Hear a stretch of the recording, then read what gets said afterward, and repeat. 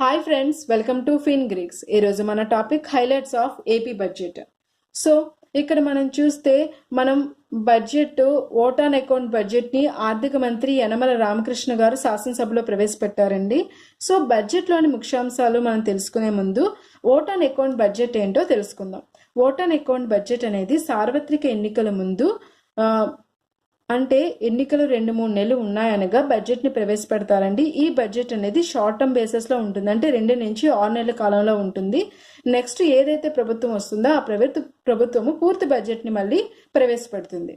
So ఎందుకు ఈ బడ్జెట్ని ప్రవేశపెడుతున్నారంటే ఈ బడ్జెట్ ఏంటంటే ఖర్చుల గురించి మాత్రమే చెప్తుందండి. అంటే ఎన్నికల సమయంలో ప్రభుత్వ కార్యాలయాలకు సంబంధించి అక్కడ పనిచేసిన వాళ్ళకి సిబ్బందికి జీతాలు ఇవ్వడానికి కానీ, అలాగే రిటైర్ అయిన వాళ్ళకి పెన్షన్స్ ఇవ్వడానికి కానీ, రాష్ట్ర ప్రభుత్వానికి సంబంధించి పెన్షన్స్ ఇవ్వడానికి కానీ, లేకపోతే కార్యాలయాలు డైలీ అంటే రోజువారీగా కొనసాగించడానికి ఎటువంటి ఇబ్బంది లేకుండా ఖర్చులకు సంబంధించి ఇటువంటి బడ్జెట్ని మన ఎలక్షన్ ముందు ప్రవేశపెడతారు. అయితే శాసనసభలో ఇలాంటి బడ్జెట్ని ప్రవేశపెట్టాలంటే ముందుగా మనం క్యాబినెట్ పర్మిషన్ తీసుకోవాలి. సో మన ఆర్థిక మంత్రి క్యాబినెట్ పర్మిషన్ తీసుకొని ఈ ఓట్ ఆన్ అకౌంట్ బడ్జెట్ని శాసనసభలో ప్రవేశపెట్టాల్సి ఉంటుంది. ఈ బడ్జెట్లో ఎటువంటి ప్రతిపాదనలు ఉండవు. అలాగే కొత్త ప్రాజెక్టులు కానీ, భారీ కేటాయింపులు కానీ, ఎటువంటి కేటాయింపులకు సంబంధించిన ఇన్ఫర్మేషన్ అనేది ఈ బడ్జెట్లో ఉండదు.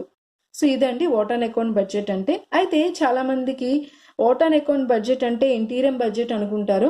సో ఇంటీరియం బడ్జెట్ అనేది మొన్న ప్రవేశపెట్టిన యూనియన్ బడ్జెట్లో ఇంటీరియం బడ్జెట్ని ప్రవేశపెట్టారు. సో ఇంటీరియం బడ్జెట్ అంటే రాబడి వ్యయం గురించి చెప్తుంది. ఓట్ ఆన్ అకౌంట్ అనేది వ్యయం గురించి మాత్రమే చెప్తుంది. అయితే ఈ 2 బడ్జెట్లో సిమిలర్గా ఉన్న పాయింట్ ఏంటంటే ఈ 2 బడ్జెట్లు ప్రవేశపెట్టినప్పుడు ఎటువంటి మేజర్ డెసిషన్స్ తీసుకోవడానికి ఛాన్స్ ఉండదు. సో అది ఓట్ ఆన్ అకౌంట్ ఇంటీరియం బడ్జెట్కి ఉన్న డిఫరెన్స్. సో ఇప్పుడు మనం బడ్జెట్లో ముఖ్యాంశాలకు వెళ్తే మనకి బడ్జెట్ ప్రవేశపెట్టింది 2,26,177 కోట్లు అండి.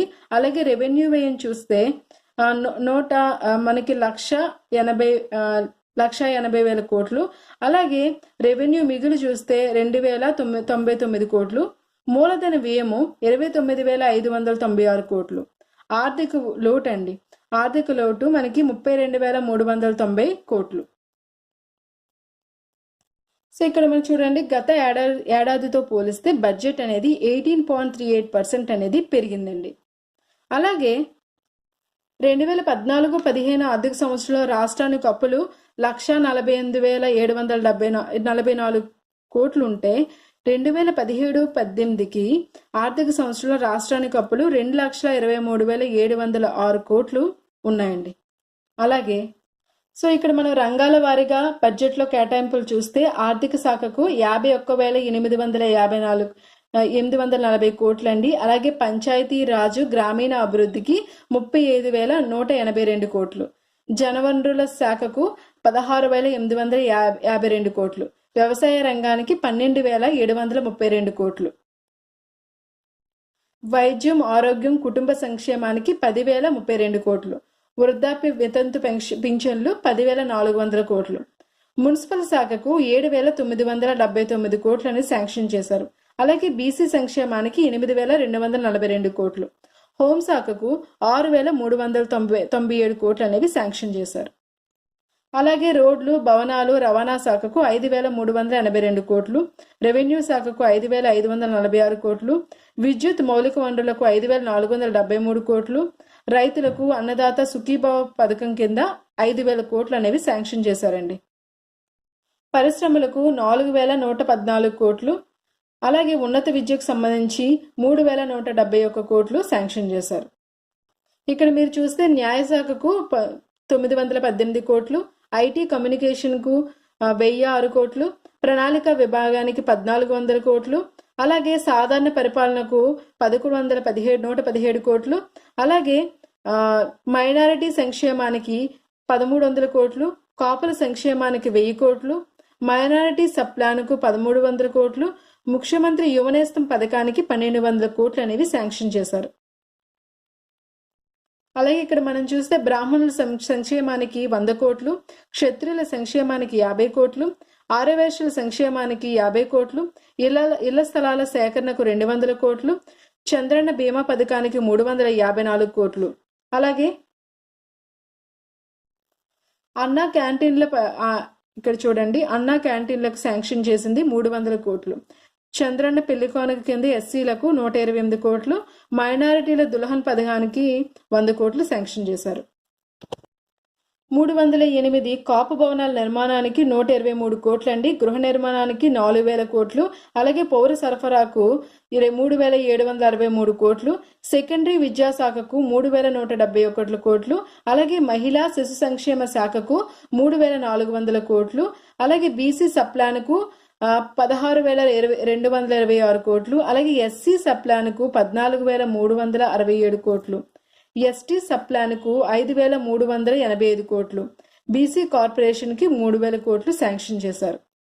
ఇక్కడ మీరు చూస్తే పసుపు కుంకుమ పథకానికి 4,000 కోట్లు, యువజన సర్వీసులు క్రీడలకు 1900 కోట్లు, అలాగే పింఛన్ల కింద విభిన్న ప్రతిభావంతులకు 2,133 కోట్లు, డ్వాక్రా మహిళలకు వడ్డీ లేని రుణాలు ఇవ్వడానికి 1,100 కోట్లు శాంక్షన్ చేశారు. అలాగే ఎన్టీఆర్ విదేశీ విద్యా పథకానికి 100 కోట్లు. నిరుద్యోగ భృతి 1000 రూపాయలు ఉండేదండి, ఇప్పుడు 2000 వరకు పెంచారు. డ్రైవర్ల సాధికారిక సంస్థకు 150 కోట్లు. రాజధాని ల్యాండ్ పూలింగ్కి 226 కోట్లు. ఏపీ రైల్వే లైన్కు 180 కోట్లు. రియల్ టైమ్ గవర్నెన్స్కు 172 కోట్లు. శాసనసభ వ్యవహారాల శాఖకు 150 కోట్లు. విద్యార్థుల మధ్యాహ్నం భోజన పథకాన్ని అంటే 8-9 క్లాసులకు 156 కోట్లు శాంక్షన్ చేశారని, అలాగే దివ్యాంగుల సంక్షేమానికి 70 కోట్లు శాంక్షన్ చేశారు. ఈ విధంగా AP budget vote on account budget అనేది ఈ రోజు స్టార్ట్ అయిందండి. స్టార్ట్ చేశారు యనమల రామకృష్ణ గారు శాసనసభలో. అయితే ఈ బడ్జెట్ కి మనకి ఎవరు ఆమోదం కావాలి? కేబినెట్ ఆమోదంతో ఈ బడ్జెట్ అనేది ప్రవేశపెట్టడం జరిగింది. సో ఫ్రెండ్స్, ఈ టాపిక్ గాని మీకు నచ్చితే మీ ఫ్రెండ్స్కి షేర్ చేయండి. అలాగే కామెంట్ రూపంలో మీ అభిప్రాయాన్ని తెలియచేయండి. ఈ లో ఉన్న లోటుపాటు అంటే మీకు ఆర్థిక లోటు, ఫిజికల్ డెఫిసిట్ అనేది ఎక్కువగా ఉంది, 32,390 కోట్లు. సో ఈ బడ్జెట్ కరెక్ట్గా ప్రవేశపెట్టారా? మీకు ఏమైనా అభిప్రాయాలు ఉంటే నాకు తెలియపరచండి. Thank you friends, please subscribe my channel.